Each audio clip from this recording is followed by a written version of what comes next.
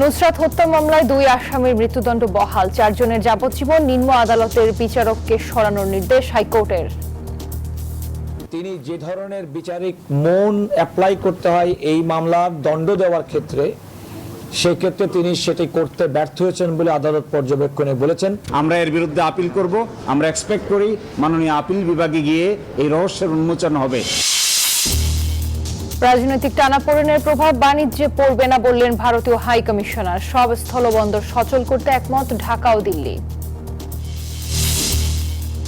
6 মাসে কোনো বিচার বহির্ভূত হত্যা নেই, 72-এর সংবিধানকে সামনে রেখেই সংস্কার হবে বললেন আইনমন্ত্রী। সবখানে দলীয়করণের অভিযোগ নাহিদের। মার্কিন মধ্যস্থতায় জর্ডানে সিরিয়া ইসরায়েল আলোচনা শুরু। উত্তেজনা নিরসন ও স্থায়ী নিরাপত্তা চুক্তির পথ তৈরির লক্ষ্য। স্বাগত নিউজ 24 সংবাদে, আপনাদের সাথে আছি আমি জান্নাতুল ফেরদৌস রূপা। দেখছিলেন বিআরবি কেবলস সংবাদ শিরোনাম। ফেনীর মাদ্রাসা ছাত্রী নুসরাত হত্যা মামলায় সোনাগাজী ইসলামিয়া ফাজিল মাদ্রাসার বরখাস্তকৃত অধ্যক্ষ সিরাজউদ্দৌলা সহ 2 জনের মৃত্যুদণ্ড বহাল রেখেছেন হাইকোর্ট। সেই সাথে 4 আসামিকে যাবজ্জীবন এবং 10 আসামিকে খালাস দিয়েছেন হাইকোর্ট।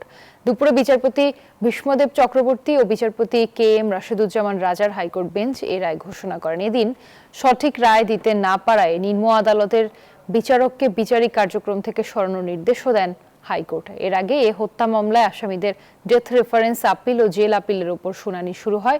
রাষ্ট্রপক্ষ পেপার বুক থেকে উপস্থাপনের মধ্য দিয়ে এই শুনানি শুরু করে। এই মামলার যে রায় দিয়েছে নিম্ন আদালতের বিচারক মামুনুর রশিদ সম্পর্কে একটা পর্যবেক্ষণ দিয়েছেন এবং মামুনুর রশিদ সম্পর্কে আদালত তার পর্যবেক্ষণে বলেছেন এই ধরনের সেন্টেন্সিংটাকে বলেছেন মাইন্ডলেস অর্থাৎ আদালত যিনি বিচার করবেন তিনি যে ধরনের বিচারিক মন অ্যাপ্লাই করতে হয় এই মামলার দণ্ড দেওয়ার ক্ষেত্রে, সেক্ষেত্রে তিনি সেটি করতে ব্যর্থ হয়েছেন বলে আদালত পর্যবেক্ষণে বলেছেন। আমরা এর বিরুদ্ধে আপিল করব। আমরা এক্সপেক্ট করি মাননীয় আপিল বিভাগে গিয়ে এই রহস্যের উন্মোচন হবে। এই বিষয়ে বিস্তারিত জানাতে আদালত প্রাঙ্গণ থেকে সরাসরি যুক্ত হচ্ছেন সহকর্মী মাহমুদ হাসান। হাসান, রায়ের বিষয়ে বিস্তারিত জানাবেন, আর আদালত তো পর্যবেক্ষণও দিয়েছে, কি বলছে সেখানে? ঠিক কিছুক্ষণ আগেই সেই ফেনীর আলোচিত মাদ্রাসা শিক্ষার্থী নুসরাত জাহান হত্যার যে রায় সেটি ঘোষণা করলেন হাইকোর্ট। এবং রায়ে যেটি বিষয় বলা হয়েছে যে যারা 16 জন মৃত্যুদণ্ডপ্রাপ্ত আসামি ছিলেন তাদের মধ্যে 10 জনকে খালাস দেওয়া হয়েছে, 4 জনকে যাবজ্জীবন এবং 2 জনকে মৃত্যুদণ্ড কিন্তু বহাল রাখা হয়েছে।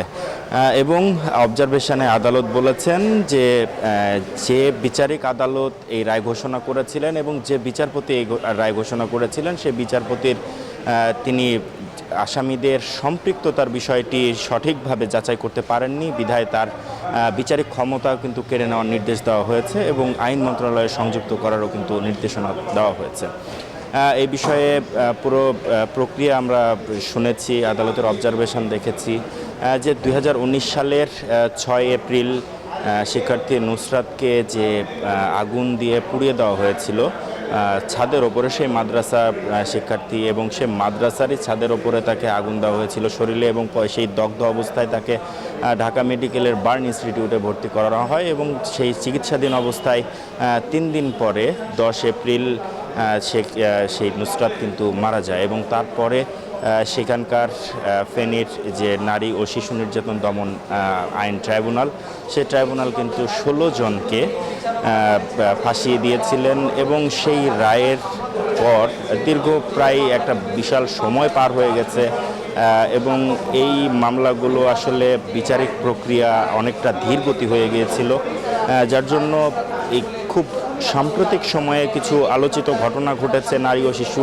নির্যাতনের বিষয়ে এবং তার প্রেক্ষিতেই কিন্তু প্রধান বিচারপতি একটি বিশেষ বেঞ্চ গঠন করে দিয়েছিলেন এবং সেই বেঞ্চে কিন্তু আজকে রায় ঘোষণা হলো এবং এই বেঞ্চে গত মাসের 28 তারিখ এই মামলার নুসরাত হত্যা মামলার শুনানি শুরু হয় এবং 20 আগস্ট সেই শুনানি শেষ হয়েছে উভয় পক্ষের যুক্তিতর্ক শেষে এবং আজকের দিন ধার্য করা হয়েছিল। আজকে ঠিক সকাল 10:30 নাগাদ রায় পড়া শুরু হয়েছে এবং 1টার আগ মুহূর্তে কিন্তু রায় ঘোষণা করেছেন হাইকোর্ট। তবে আমরা যতটুকু জানতে পেরেছি যে নুসরাতের বাড়িতে নিরাপত্তা ব্যবস্থা জোরদার করা হয়েছে, সেখানে আছেন আমাদের ফেনী সহকর্মী ইয়াসিন আমরা যুক্ত হচ্ছি তার সাথে। ইয়াসিন, সেখানকার তথ্য কি আছে আমাদেরকে জানাবেন। হাসান, আপনি যেমনটি জানাচ্ছিলেন যে ফেনী সহ সারা বাংলাদেশকে যে হত্যাকাণ্ড কাঁপিয়ে দিয়েছিল, যে মানুষের হৃদয় যে রক্ত করা হয়েছিল, যে ফেনীর নুসরাত জাহান রাফি হত্যাকাণ্ড, তো সে হত্যাকাণ্ডের আজকে রায় প্রদান করা হয়েছে। যে আপনি জানাচ্ছিলেন এখানে যে রাফির ভাই মাহমুদুল হাসান বাদী হয়ে 16 জনকে আসামি করে যে মামলা দায়ের করেছিল, সেই মামলার প্রেক্ষিতে নিম্ন আদালত সেখানে 16 জনকে সেখানে মৃত্যুদণ্ড প্রদান করে। তো দীর্ঘ আইনি প্রক্রিয়া শেষে আজকে হাইকোর্টের ডেথ রেফারেন্স এবং আপিল বিভাগের যে রায়ের যে বিষয়টি দেখা যায় সেটি হচ্ছে 2 জনকে মৃত্যুদণ্ড এবং 4 জনকে যাবজ্জীবন, 10 জনকে খালাস প্রদান করা হয়। তো এই রায়ের পরে আমরা নুসরাত জাহান রাফির মায়ের সাথে আমরা কথা বলেছি। তিনি সকাল থেকে নামাজ পড়ে কোরআন তেলাওয়াত করে তিনি সময় পার করেছেন। কিছুক্ষণ আগে তিনি গণমাধ্যম কর্মীদের সাথে কথা বলেছেন। তিনি যেটি বলেছেন যে এই রায় তিনি সন্তুষ্টি প্রকাশ করেছেন। তার বক্তব্য হচ্ছে যে আমার মেয়েকে যে হত্যা করা হয়েছে সেটি আজকে এই রায়ের মাধ্যমে সেটি আজকে প্রমাণিত, এবং তিনি আল্লাহর দরবারে তিনি শুকরিয়া আদায় করেন। তবে রাফির ভাই এবং বাবা কে আমরা এখানে পাইনি, এবং স্থানীয় যে জনসাধারণ রয়েছে তাদেরও করার কোনো আমরা বক্তব্য নিতে পারিনি। অনেকে অনীহা প্রকাশ করেন। তবে এখানকার যে আইন শৃঙ্খলা পরিস্থিতি সেটি স্বাভাবিক রয়েছে, পর্যাপ্ত পুলিশ রয়েছে। এই ছিল নুসরাত জাহান রাফির বাড়ি থেকে আমার কাছে সর্বশেষ। চলে যাবে স্টুডিওতে রুবার কাছে। রুবা। ইয়াসিন, আপনাকে ধন্যবাদ। বাংলাদেশ ভারত রাজনৈতিক টানাপোড়েন থাকলেও অর্থনীতির উপর তার প্রভাব পড়বে না বলে জানিয়েছেন ভারতীয় হাইকমিশনার দীনেশ ত্রিবেদী। সকালে সচিবালয়ে বাণিজ্যমন্ত্রী খন্দকার আব্দুল মুক্তাদিরের সাথে বৈঠক শেষে কথা জানান তিনি। দীনেশ ত্রিবেদী বলেন, দুই দেশের সম্পর্কের রাজনৈতিক ও অর্থনৈতিক দুটি দিকই রয়েছে। গণতন্ত্রের রাজনৈতিক ইস্যু থাকবেই, তবে সাধারণ মানুষ উন্নয়ন চায় বলেও জানান তিনি। এ সময় বাণিজ্যমন্ত্রী বলেন, বৈঠকে স্থল বর্ডার ফাংশনাল করা, বর্ডার হাট চালু করা সহ বিভিন্ন বিষয়ে কথা বলেছেন হাইকমিশনার। বাংলাদেশ ভারত বাণিজ্য সম্পর্ক এগিয়ে নিয়ে যাওয়া নিয়ে আলোচনা হয়েছে। বাংলাদেশ ভারত বাণিজ্যিক সম্পর্ক এগিয়ে নিয়ে যাওয়ার ব্যাপারে আলোচনা হয়েছে, এবং আমার বিশ্বাস আমাদের হাইকমিশনার মহোদয় তার উদ্যোগে এবং তার অবস্থানকালে দুই দেশের সম্পর্ক উত্তরোত্তর বৃদ্ধি পাবে। Politics will continue in its own way, but business সাধারণ মানুষের যা পাওনা আছে ওইটা আমাদের দেওয়ার দায়িত্ব। And I have no doubt আগামী দিন it is very positive. Let it take its own time and let us work together.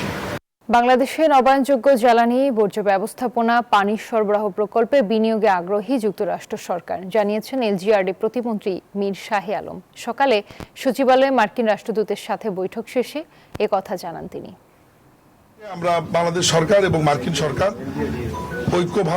ঐক্যবদ্ধভাবে কাজ করব, এবং আমি আবারও রিপিট করছি, আমাদের ওয়াটার সাপ্লাই, ওয়েস্ট ম্যানেজমেন্ট এবং রিনিউয়েবল এনার্জিগুলোতে তারা আমাদের পিপিপি মডেলে সহযোগিতা করার ব্যাপারে আশ্বস্ত করেছেন।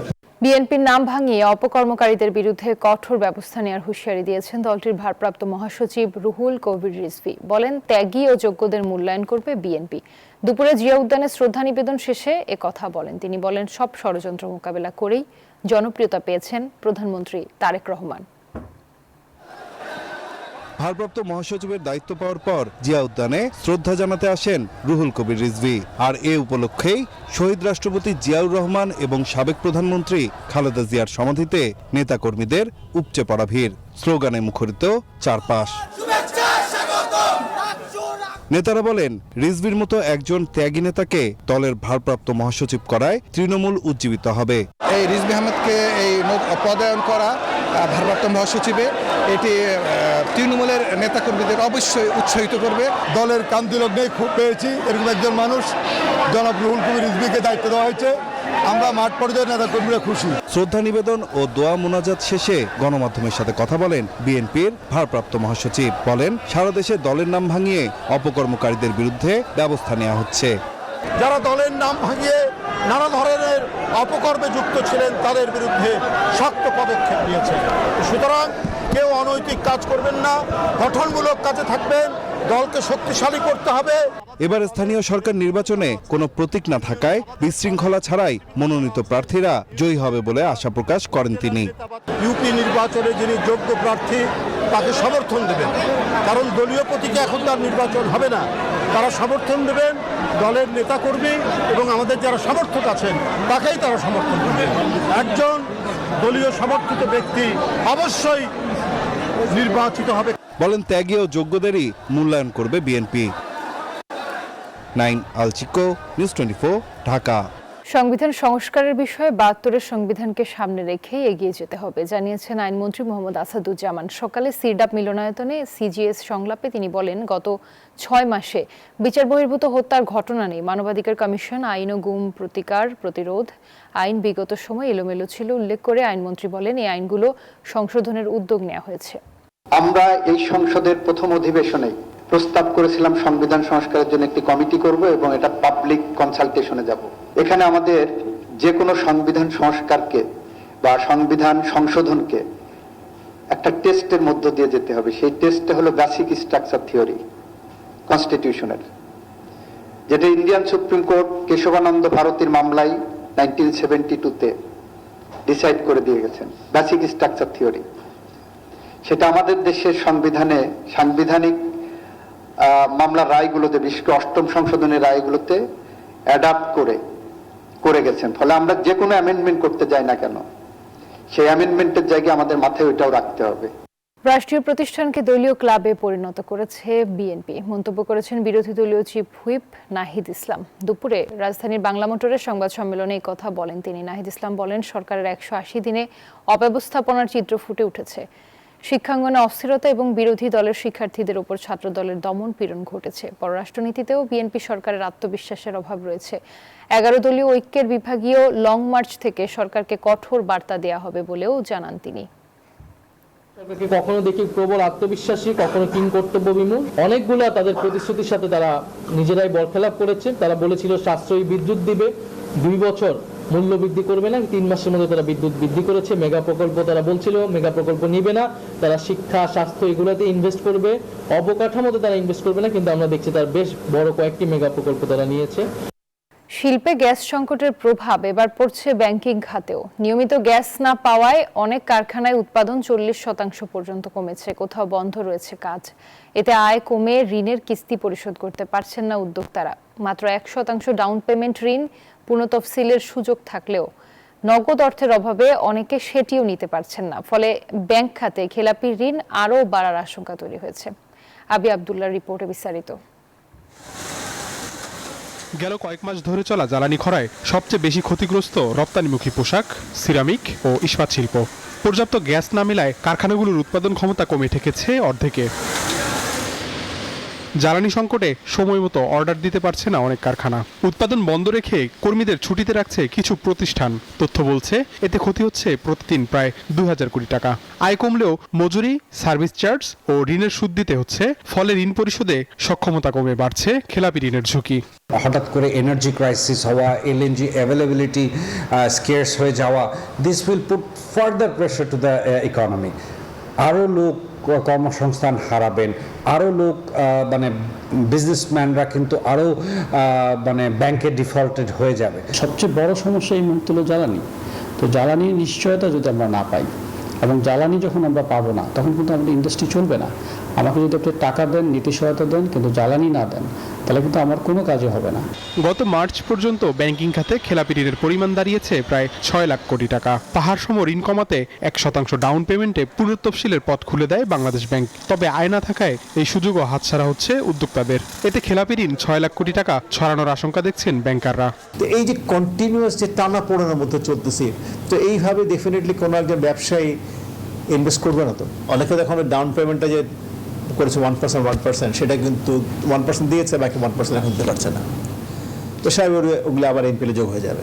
বাংলাদেশ ব্যাংকের জুরিসডিকশনের মধ্যে যে বিষয়গুলো পড়ে সেগুলোকে অ্যাড্রেস করবে এবং অন্যান্য যে পার্টগুলো আছে সরকারের অন্যান্য অর্গান বা অন্যান্য রেগুলেটর যদি সেই বিষয়গুলো নিশ্চিত করতে পারে, তবে সমষ্টিকভাবে আমরা বিনিয়োগের ক্ষেত্রে একটা গতি দেখতে পাবো। দ্রুত গ্যাস সরবরাহ স্বাভাবিক করে কারখানা সচল করা না গেলে শুধু শিল্প খাত নয়, পুরো ব্যাংকিং ব্যবস্থায় আরও ক্ষতিগ্রস্ত হওয়ার আশঙ্কা দেখছেন খাত সংশ্লিষ্টরা। আবি আব্দুল্লাহ, নিউজ 24, ঢাকা। 2026-27 অর্থ বছরে সরকারের বিশাল রাজস্ব সংগ্রহের পরিকল্পনা নিয়ে সংশয় প্রকাশ করেছে বেসরকারি গবেষণা সংস্থা সিপিডি। রাজধানী ধানমন্ডিতে সরকারের 6 মাসের কার্যক্রমের ওপর পর্যালোচনা শীর্ষক সংবাদ সম্মেলনে অর্থনীতিবিদ দেবপ্রিয় ভট্টাচার্য বলেন, চলতি অর্থবছরে প্রায় 6,95,000 কোটি টাকার যে উচ্চাভিলাষী কর আহরণের লক্ষ্যমাত্রা ধরা হয়েছে তা অর্জন করা কঠিন হবে। একই সাথে প্রাক্কলন অনুযায়ী বছর শেষে এই কর আহরণে অন্তত 1.5 লাখ কোটি টাকার ঘাটতি তৈরি হওয়ার আশঙ্কা প্রকাশ করেন তিনি। যদি সাশ্রয়ের জায়গাটা মাত্র 40,000 কোটি টাকা, তাহলে আমি আগামী 6 মাস 8 মাসে যে বার্ষিক উন্নয়ন কর্মসূচি বাস্তবায়ন করতে যাচ্ছি সেটাকে আমি কি দৃষ্টিতে দেখব? অর্থনৈতিক পুনরুদ্ধারের যে প্রক্রিয়া, এইটা প্রলম্বিত হবে। যারা যারা মনে করেছিলেন যে 1 বছরের ভিতরে অর্থনৈতিক উত্তরণের প্রক্রিয়াকে সমাপ্ত করে 2 নম্বর বছরে যে আমরা প্রবৃদ্ধির দিকে আগাবো, এইটা অতি কথনের মতোই শোনা যাবে এখন।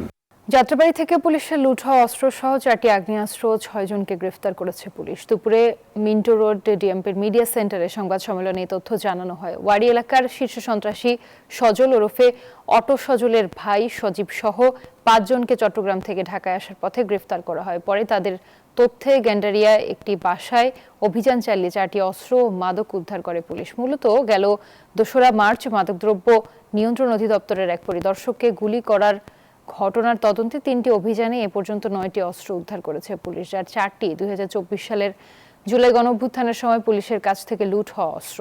গত 2 মাসে অভিযান করে 16টি অস্ত্র উদ্ধারের কথা জানায় পুলিশ।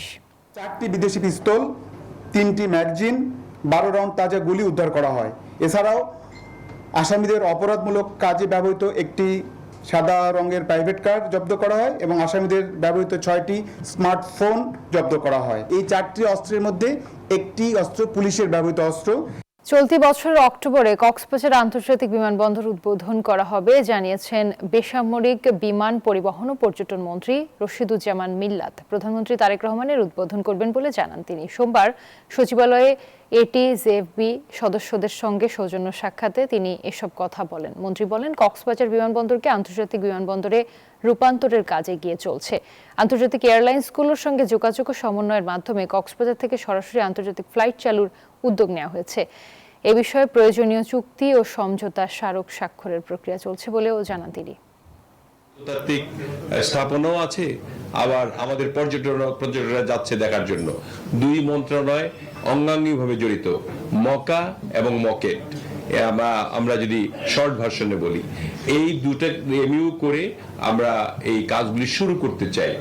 মার্কিন মধ্যস্থতায় আবারও শুরু হয়েছে সিরিয়া ইসরায়েল নিরাপত্তা আলোচনা। লক্ষ্য উত্তেজনা কমিয়ে স্থায়ী নিরাপত্তা চুক্তির পথে ফেরা। তবে তুরস্কের সামরিক উপস্থিতি, গোলান মালভূমি, ইসরায়েলি সেনা প্রত্যাহার এবং সিরিয়ার সামরিক সক্ষমতাই আলোচনায় বড় বাধা। একদিকে আকাশে ইসরায়েলি হামলা, অন্যদিকে তুরস্কের সঙ্গে বাড়ছে টানাপোড়েন।